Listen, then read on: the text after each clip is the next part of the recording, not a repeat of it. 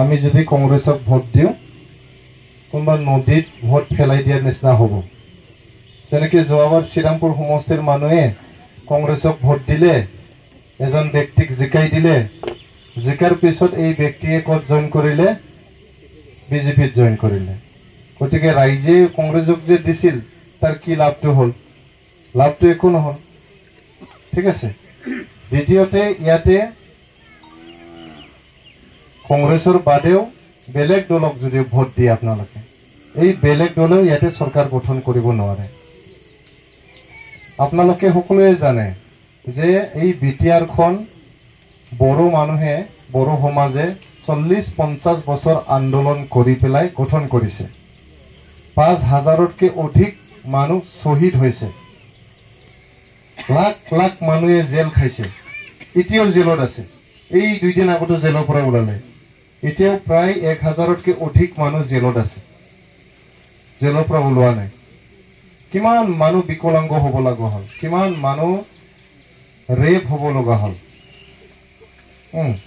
কিমান মানুহ বিকলাংগ হ'ব লগা হ'ল তাৰ পাত্তা নাই, কিমান ধন সম্পত্তি নষ্ট হ'ল তাৰ পাত্তা নাই। এই সপ্তাহত আমাৰ বিটিআৰৰ নিৰ্বাচনটো হ'ব। যেহেতু নিৰ্বাচন হ'ব, সকলোৱে পাৰ্টি আহিব, প্ৰচাৰ কৰিব,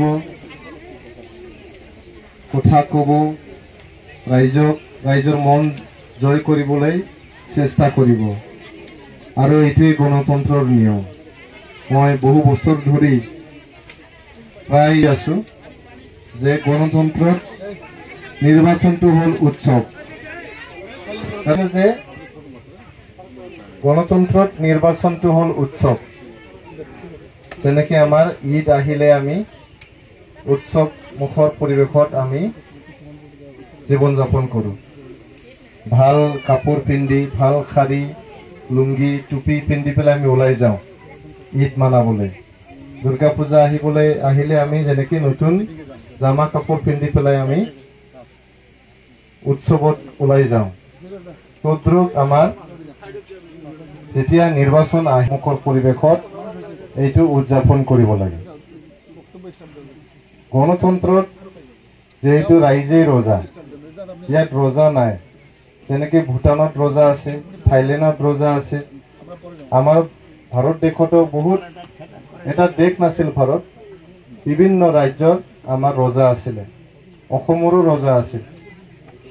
কিন্তু এতিয়া ৰজা নাইকিয়া হ'ল, ইয়াত ৰাইজেই ৰজা।